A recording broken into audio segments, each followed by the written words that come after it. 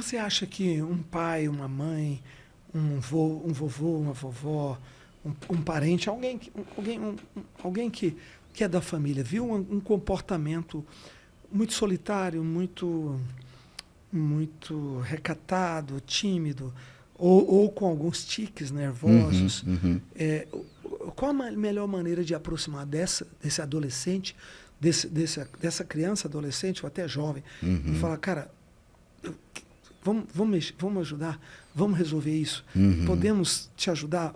Qual a melhor forma de abrir isso, fazer essa ponte sem violar a pessoa e mais estender a mão para tirá-la daquele poço que ela caiu ali, de dor que ela está vivendo? Sim, sempre a conversa franca e direta.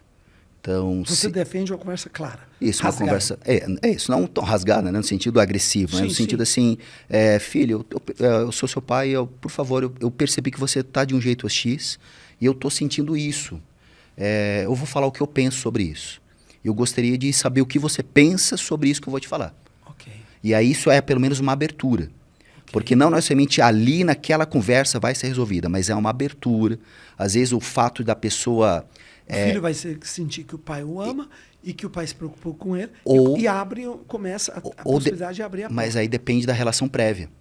Se eu e meu filho já temos o costume de conversarmos e se abraçar e falar o que cada um pensa, esse tipo de conversa será fácil. Mas um relacionamento desse provavelmente já não traz essas feridas, né? É que às já vezes não fica, né? É que às vezes é alguma coisa que acontece lá fora no trabalho, na escola, também, e o pai na correria do dia a dia não percebe. Sim.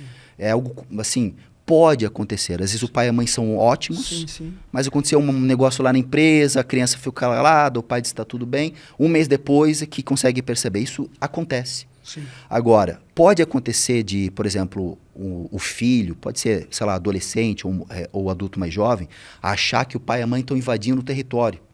Porque esse é o ser humano. Se eu estou com dor, às vezes eu não quero que você encoste em mim. Sim. Então isso precisa de um tato maior do pai e da mãe, mas vai ter que ter um jeito de conversar.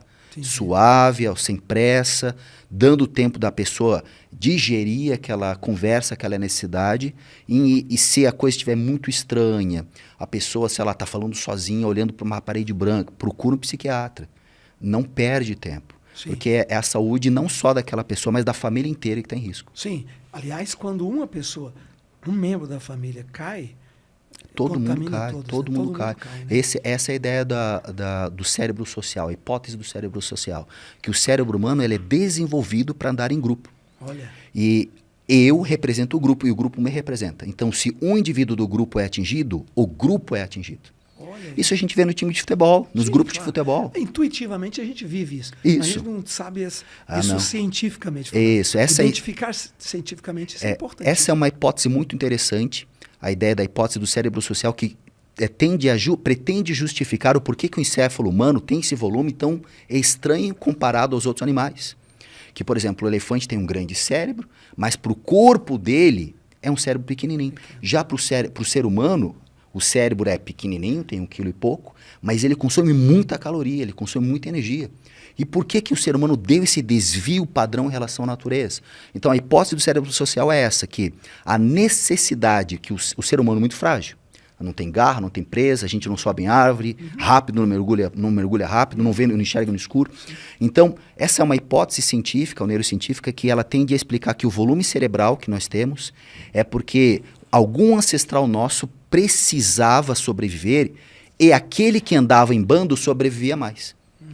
Então, é como se nós fôssemos o resultado desses indivíduos que, por andarem juntos, sobreviveram mais.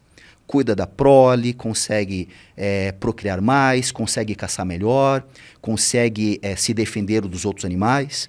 Então, cérebro social. Isso. Então, todos nós somos tão apegados ao grupo que a gente até enxerga o grupo de forma subjetiva. Como, por exemplo, eu estava vindo para cá, eu botei um paletó, uma gravata, pensando, será que as pessoas vão gostar? Mas eu não sei quem vai ver esse podcast. Sim. Mas o meu cérebro humano é capaz de alucinar alguém reclamando ou elogiando e mudar o meu comportamento com base nisso. Sim. Essa é a beleza do cérebro humano. Um cachorro não faz isso. Um rato não faz isso. Só o ser humano faz. A capacidade de mudar o comportamento na possibilidade de alguém subjetivamente aceitar ou não aquilo. Essa é a busca pela aceitação social. É a Isso. busca pelo ajuste Isso. social. E isso é uma do coisa ambiente. inata. Isso é uma coisa legal que a neurociência mostra. Olha. Porque muitas vezes, não, isso é dependência emocional, isso é trauma de infância. Não, isso é do cérebro humano. Toda pessoa saudável vai querer se sentir parte do grupo. E aí também mora o perigo. Porque não necessariamente o grupo é o melhor para você. Claro. Ele pode te levar para um lugar ruim, Sim, sim. mas é o grupo que me Os aceita. adolescentes que o digam. Exato. Às vezes o pai e a mãe são ótimas pessoas, mas por alguma razão o filho não se sente aceito. Sim. E quem aceita é o carinha maluco lá É fora. a galerinha que está lá. A galerinha lá. E ele vai. Sim. Essa é a ideia do cérebro social que manipula o comportamento desde que ele se sinta parte daquele grupo. E ele vai lutar com todas as forças dele para defender aquele grupo. Que coisa, né? Mesmo que o grupo esteja errado.